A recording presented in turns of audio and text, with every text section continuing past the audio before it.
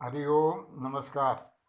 श्रीमद् भागवत कथामृत मालिका के 7वें स्कंद में हम हिरण्यकश्यपु की कथा से असुरी वासना और भक्त प्रहलाद के चरित्र से दैवी वासना कैसी होती है, दोनों एक साथ देख रहे हैं।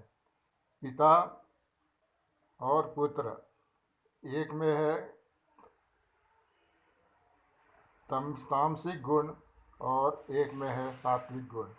तो जिसमें तामसिक गुण है वह है हिरण्यकश्यपु, जिससे आसुरी वासना है, और प्रहलाद जिसमें है सात्विक गुण, वह है हमारे दैवी वासना का लक्षण है। तो इस प्रकार दोनों वासनाओं के बारे में हम देख रहे हैं। हिरण्यकश्यपु ने जब गुरुकुल से प्रहलाद के घर आने पर बड़े प्यार से पूछा कि तुम जीवन में किस चीज़ को सर्वश्रेष्ठ समझते हो, तो उसने कहा था कि हरीश की शरण में जाना चाहिए, वही सबसे श्रेष्ठ बात है। यह सुनकर राजा क्रोधित होता है और सोचता है कि मैंने तो गुरुकुल में इसलिए नहीं भेजा था कि वहाँ वह धर्म की बातें करे। उसके लिए जो कहा था अर्थ, काम और अधर्म की बातें, उसके बजाय ये धर्म की बात कहाँ से सीख गया। वहाँ आश्रम में कोई शत्रु पक्ष के लोग तो नहीं आए जो मेरे बच्चे की बुद्धि बिगाड़ रहे हैं। धर्म की बात असुरों को ठीक नहीं लगती,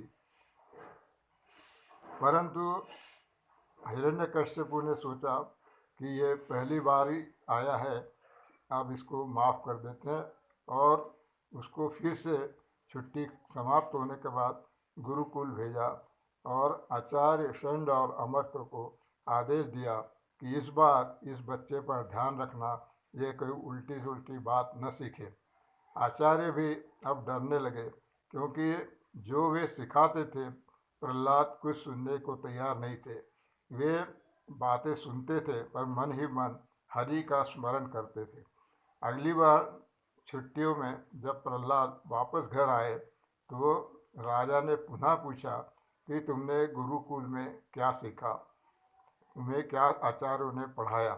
तब प्रहलाद कहता है, श्रवणम कीर्तनम विष्णु स्मरणम पाद सेवनम अर्चनम वंदनम दास्यम सख्य आत्म निवेदनम। अब इस प्रकार से उसने जब नवधा भक्ति के बारे में बताया कि भगवान की भक्ति करना चाहिए और उसके ये 9 विधियाँ है, श्रवण, कीर्तन, विष्णु स्मरण, पाद सेवन, अर्चन, वंदना, दास्य, सख्य और आत्मनिवेदन। इस प्रकार से उसने जब नवधा भक्ति के बारे में बताया, तो और यही नवधा भक्ति यही सबसे अच्छी चीज़ है, ऐसा जब कहा तो ये सब सुनकर हिरण्यकश्यपु बहुत क्रोधित हुआ और बालक प्रहलाद को गोद में से उठाकर जमीन पर पटक दिया। राजा ने आचार्यों को बुलाया और कहा, तुमने इसे ये क्या सिखाया है? मैंने जो कहा था वैसा क्यों नहीं सिखाया? तब वे डरते हुए बोले, महाराज, हमने नहीं सिखाया है, यह बुद्धि उसको किसने दी हमें मालूम नहीं। हम जो सिखाते हैं वह उसको सुनता है, बाकी उसको ध्यान नहीं देता। ऐसी बुद्धि यह अपने साथ लेकर आया है, हम क्या करें? इस पर हिरण्यकश्यपु प्रहलाद से पूछता है, तुमने यह उल्टी बुद्धि कहाँ से सीखी है, कहाँ से आई है?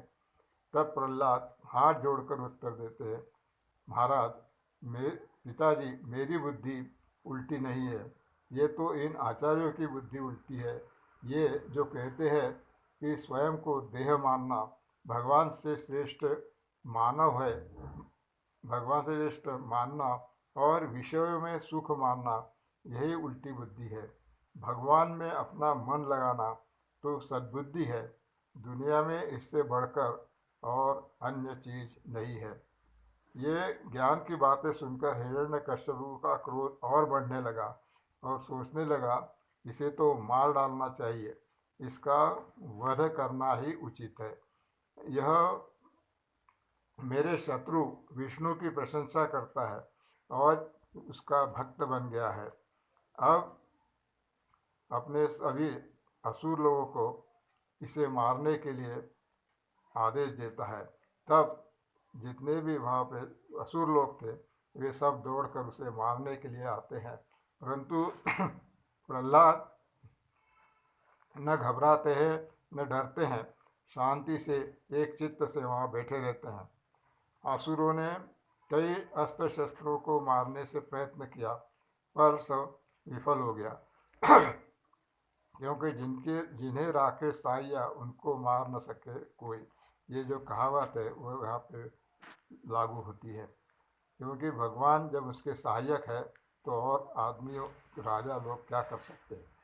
इसके बाद हिरण्यकश्यपु ने प्रहलाद को मारने के लिए अनेक प्रयत्न किए, योजनाएं बनाए, सभी प्रकार से उसे कष्ट देने का प्रयत्न किया, परंतु सभी प्रयत्न विफल रहे और उसे कहीं पर भी चोट या दुखापत नहीं हुई।